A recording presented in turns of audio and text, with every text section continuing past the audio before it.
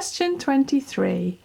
In a question like this, where it seems we know very few values and instead we're given relative values, for example, D is 3 times the size of C, we think to use algebra to help us.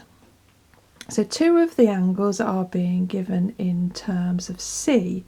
So let's say that angle C equals X. So this means that the following is all true. Angle A is stated to be the same as angle C, so that's X as well. B, we're told, is 155, and we know C is X because we've decided that. And D is 3 times the size of C, and E is 2 times the size of C, hence 3x and 2x. The next issue is knowing what all of the angles in a pentagon should add up to.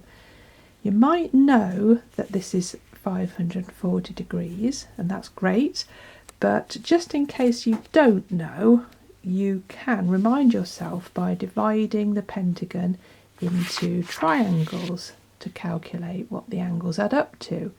We see that there are 3 triangles inside this irregular pentagon, so 3 times 180 is 540.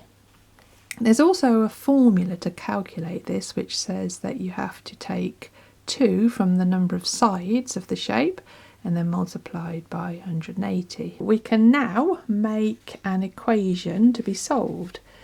We know that angle A, B, C and D and E add up to 540.